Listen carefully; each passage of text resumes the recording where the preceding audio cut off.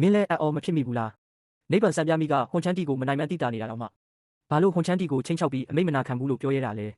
ဒါရဲ့နောက်ွယ်ကအကြောင်းရင်းကဝိညာဉ်မျိုးနွယ်စုနဲ့ပတ်သက်နေလိမ့်မယ်လို့မထင်ထားမိဘူးကြည့်ပြီးမှပဲသိလိုက်ရတယ်ဒီထူးခြားတဲ့စွမ်းရည်ကြောင့်နိဗ္ဗာန်စံပြမိရဲ့အစင်တန်းနဲ့ဩဇာကဟွန်ချမ်းတီမိဘကိုဖြစ်နေပြီပင်မဇလန်းအရရှောင်ရံနဲ့ရောင်ချံကဆေးမျိုးနွယ်စုစီရောက်လာခဲ့ပြီအဲ့ဒီနောက်ဆေးဖော်ဆက်ချင်းပြိုင်ပွဲကြီးစတင်ခဲ့တယ်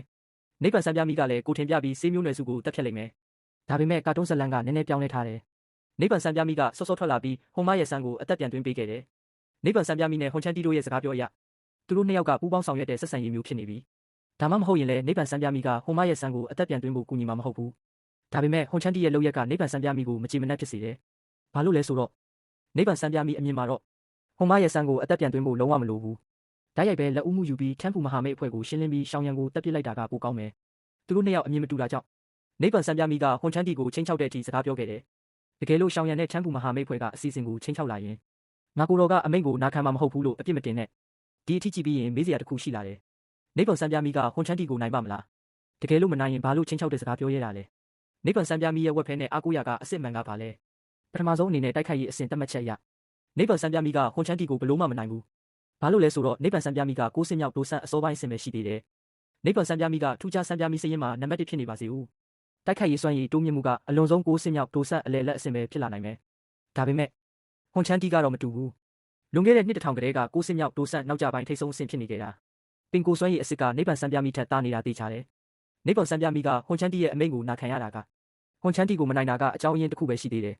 နောက်ထပ်အကြောင်းရင်းတစ်ခုကတော့ဟွန်မျိုးနွယ်စုကသူ့အပေါ်ကျေးဇူးရှိလို့ပဲလွန်ခဲ့တဲ့နှစ်1000ကနိဗ္ဗာန်စံပြမိကကူယွန်နဲ့တိုက်ခိုက်ခဲ့သေးတယ်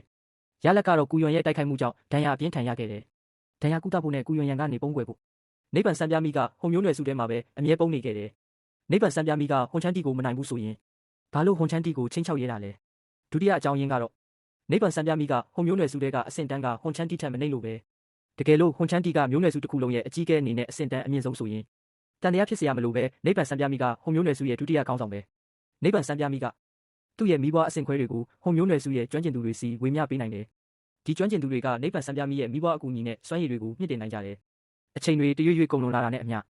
နိဗ္ဗာန်စံပြမိရဲ့အဆင့်တန်းကဟွန်ချမ်းတီမိဘအထိဖြစ်လာခဲ့တယ်ဟွန်မျိုးနွယ်စုရဲ့တက်ကြီးဝါကြီးအများပြားကတောင်ထင်မြင်နေကြတာကနိဗ္ဗာန်စံပြမိကသာဟွန်မျိုးနွယ်စုကိုစီပင်ဝပြောအောင်ဥဆောင်နိုင်လိမ့်မယ်လို့ပဲဒါကလည်းဘာလို့ဟွန်ချမ်းတီကဟွန်မရဲ့ဆန်းကိုအသက်ပြန်သွင်းခြင်းရလဲဆိုတဲ့အကြောင်းရင်းပဲအဲ့ဒီတုန်းကဟွန်ချမ်းတီကစကားတခုပြောခဲ့တယ်အမိန့်နာခံတဲ့9ဆင့်မြောက်ဒိုဆန်တယောက်ကငါတို့အတွက်ကိစ္စအများကြီးတက်တာစီနိုင်နေတဲ့ဒီစကားရဲ့နောက်ွယ်ကဆိုလိုရင်းကတော့ဟွန်မျိုးနွယ်စုထဲမှာဟွန်ချမ်းတီရဲ့အမိန့်ကိုမနာခံတဲ့အဆင့်မြင့်ဒိုဆန်အချို့ရှိနေလို့ပဲ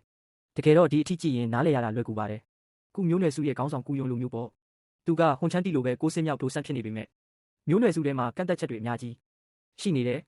လူတိုင်းကသူတို့စကားကိုနာခံနေကြတာမဟုတ်ဘူးဟွန်ချမ်းတီပဲဖြစ်ဖြစ်နိဗ္ဗာန်စံပြမိပဲဖြစ်ဖြစ်သူတို့ရဲ့နောက်ဆုံးပန်းနိုင်ကဒိုတိအဆင့်ကိုတက်လန်းဖို့ပဲနိဗ္ဗာန်စံပြမိကဟွန်ချမ်းတီနဲ့မတူဘူးဝိညာဉ်မျိုးနွယ်စုရဲ့နောက်ဆုံးကောင်းဆောင်ကိုသူကမျိုးချလိုက်ပြီးနောက်မှာ